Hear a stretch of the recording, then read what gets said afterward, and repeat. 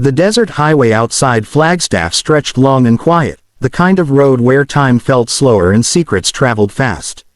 Emma had grown used to the rhythm of the small-town diner where she worked. Coffee refills, sizzling bacon, the bell above the door ringing with each new customer. It was an ordinary evening, painted in orange sunset light, until the door opened and a man stepped inside who didn't belong to the town's usual routine. He was tall, broad-shouldered, wearing a worn leather jacket marked with the unmistakable patch of a Hell's Angel. His boots were dusty, his face lined with years of hard miles and harder choices.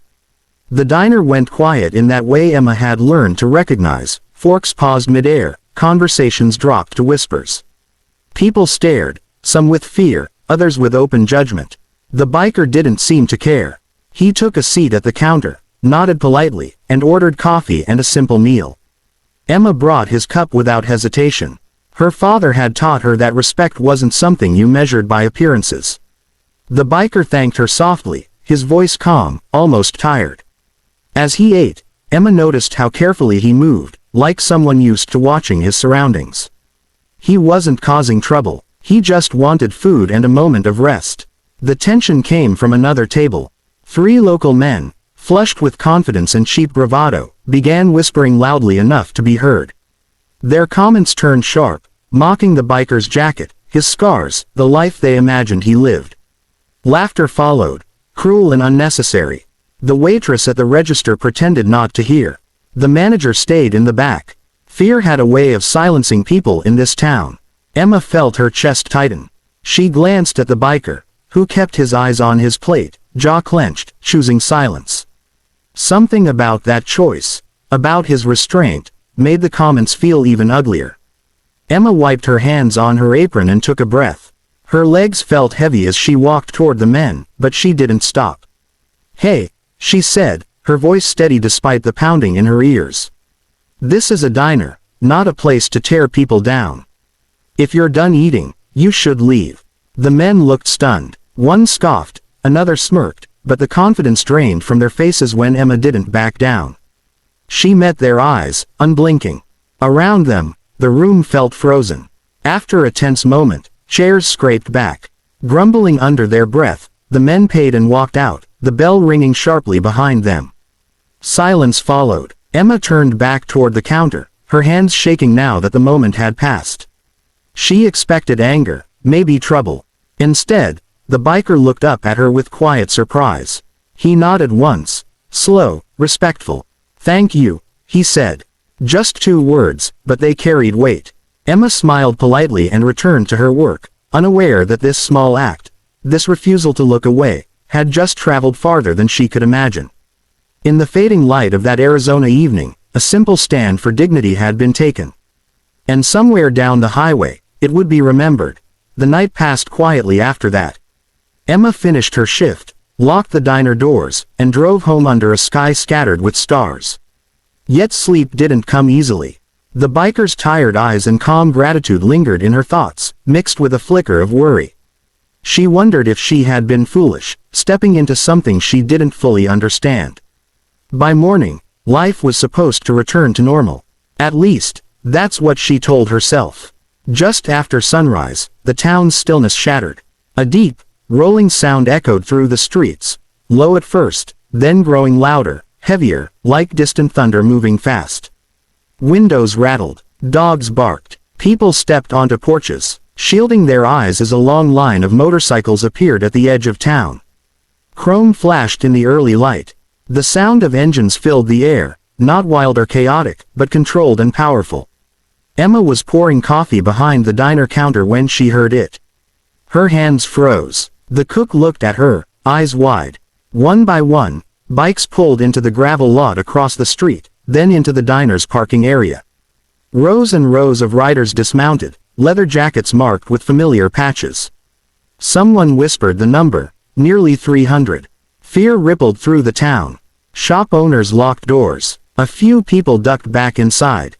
Emma's heart pounded as she stepped outside, the morning air cool against her face. She wondered if the town was about to pay for what she'd done. Then she saw him. The same biker from the night before removed his helmet and walked toward her. In daylight, he looked older, lines deeper, but his expression was calm. He stopped a few steps away, raised a hand, not in warning, but in greeting.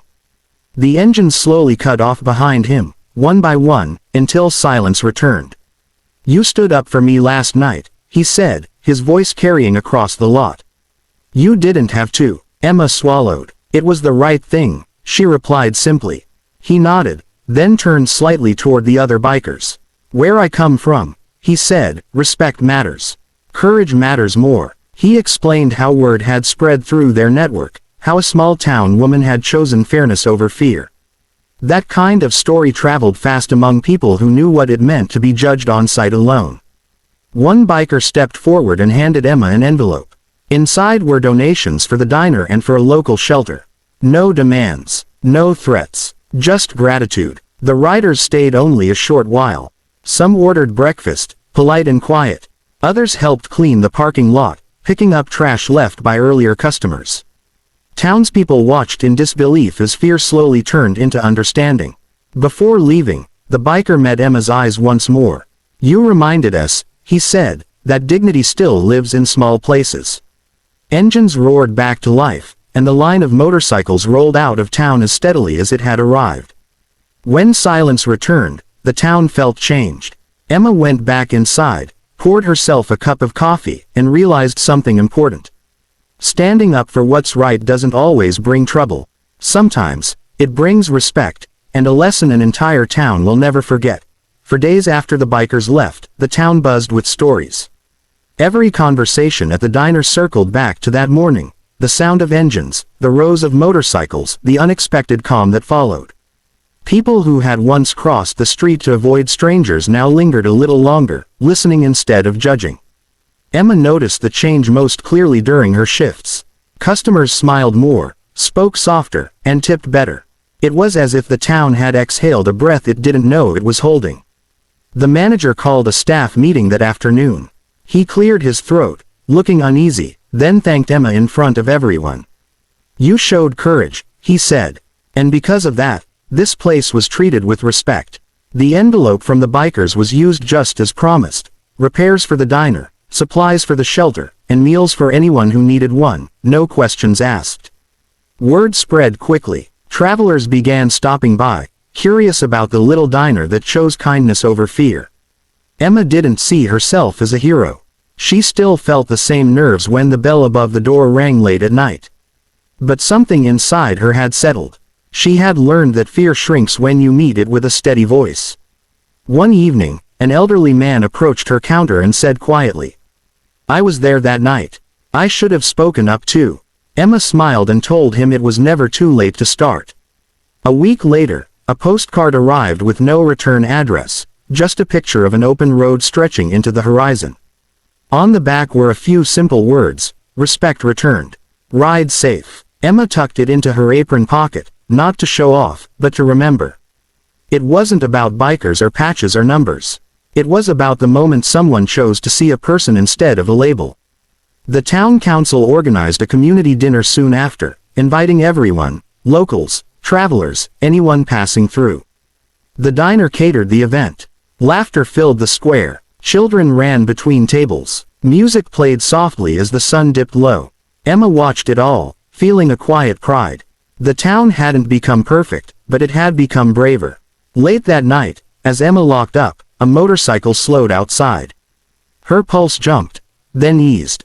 The rider lifted a hand in greeting and rolled on, disappearing down the road. Emma realized she wasn't afraid anymore. She had learned the power of a calm stand and the reach of a small, honest act. Kindness, she understood, isn't loud. It doesn't announce itself with engines or applause. It shows up in moments that ask a simple question: will you speak, or will you stay silent? Emma turned off the lights, the diner glowing warmly behind her, and walked to her car under a wide American sky, confident that this town, and she with it, would keep choosing to speak. As autumn settled over the town, life continued to shift in quiet but meaningful ways. The diner became more than just a place to eat. It turned into a gathering spot where stories were shared freely.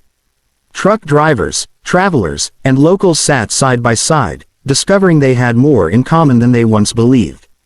Emma noticed how people listened now, really listened, without rushing to judge. The lesson from that unforgettable morning had taken root. One afternoon, a group of high school students came in after class, laughing loudly as usual.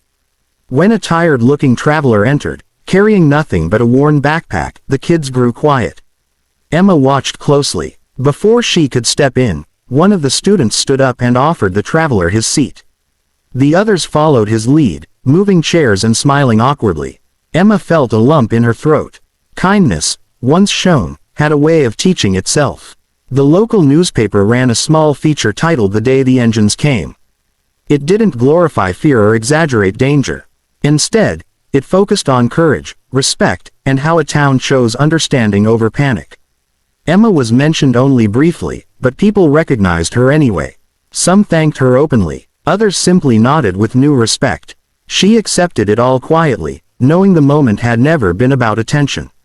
One evening, Emma found herself closing the diner alone. As she wiped down the counter, she thought about how easily things could have gone differently. Silence would have been easier. Looking away would have cost nothing in that moment. Yet the price of silence, she realized, often came later, paid in regret. She understood now that courage wasn't about being fearless. It was about acting despite fear. A letter arrived from the shelter director, explaining how the donation had helped several families through a difficult month. Emma read it slowly, then placed it on the bulletin board by the register. Customers stopped to read it while waiting for their orders. Some added a few extra dollars to the tip jar. Others asked how they could help. A chain reaction had begun, started by one simple decision. As winter approached, the town prepared for its annual holiday drive. This year, participation doubled. Warm clothes, food, and supplies filled boxes faster than anyone expected. Emma volunteered late nights, serving meals with the same calm kindness she always had. People noticed. They remembered. On the last night before the holiday, snow dusted the streets. Emma stepped outside the diner, breathing in the cold air. The road was quiet, stretching endlessly under the stars. She felt grounded, certain of who she was and what she stood for. The engines had come and gone, but their echo remained, not as fear, but as a reminder. One voice can change a room. One choice can change a town. Emma turned back inside, locking the door gently behind her, knowing that wherever life carried her next, she would never forget the power of standing up, for dignity, for fairness, and for simple human respect.